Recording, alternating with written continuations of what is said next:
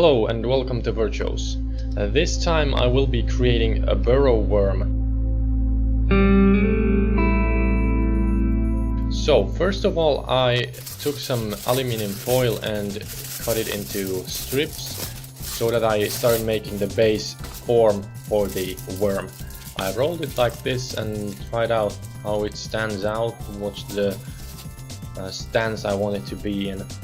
I actually googled a few images of the burrow worm and figured out which one I wanted to use for it.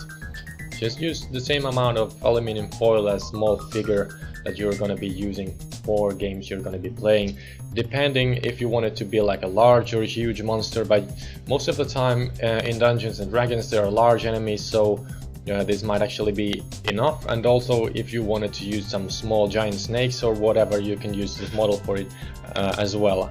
Then for the body I used Fimo Professional and Fimo Effect.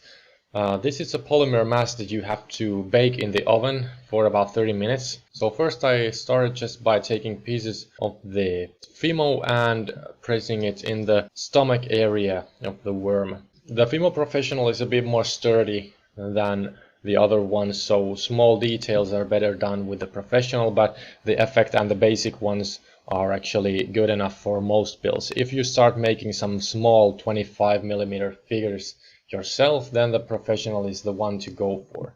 And I like to use tweezers or a small knife to smoothen the areas. And usually your fingerprints will stay on the Fimo, so it's actually a good idea to smoothen them out, or otherwise when you're dry brushing the fingerprints will stand out. And after stomach area I started doing the kitten, however you pronounce it, by cutting some small strips of the Fimo polymer mass.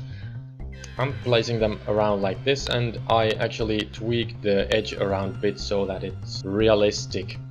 And then I use the tool to sculpt it a bit more in more detail. Then I stick the knife under each of the plates and rise it up a bit so that it has this spine area basically sticking underneath.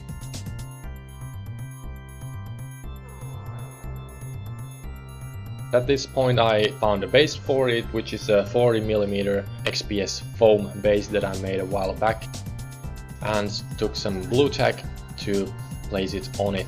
At this point the Fimo is pretty soft, and if I was to press too much on the model, all the detail that I just done would disappear and I would have to redo it again.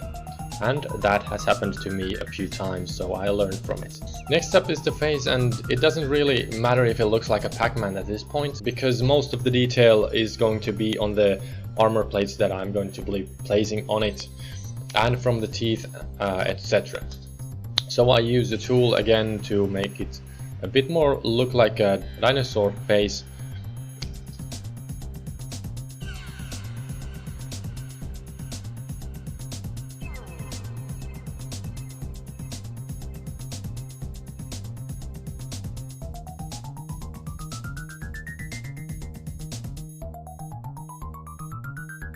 And after placing all the armor plates on the head, it started to look pretty nice, at least for me, at this point.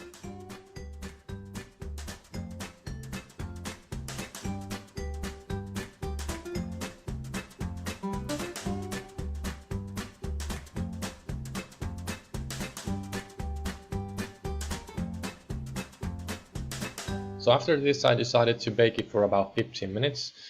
And then because the model was actually hardened enough that the Fimo mass didn't properly attach to it anymore, I had to make a small base in its mouth. So I just made it very thin so that it didn't change the model too much. Next up was easy to just place all the teeth with the tool in its mouth.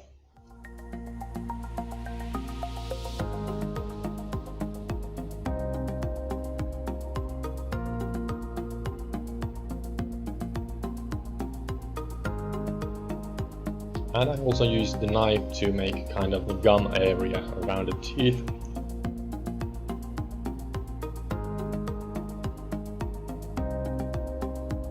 Next up, basically the teeth around the model's head. First, put some Fimo mass there and started making an area, basically the gum area. I used actually my broken knives back area to make this kind of a round base where I could place easily the teeth.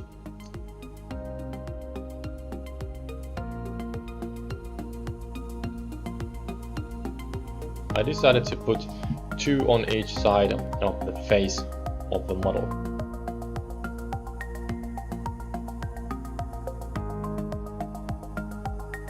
After this, I decided to put another layer of the mass in the stomach area.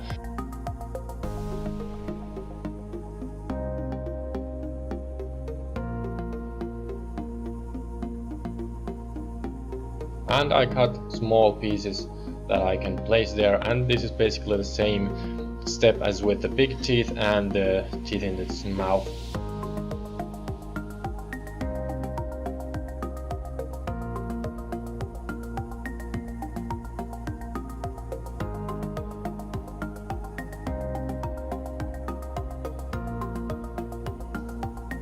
And now, before the baking, I decided to add a bit more detail to its head, and I used the knife to make the areas around the details a bit more better.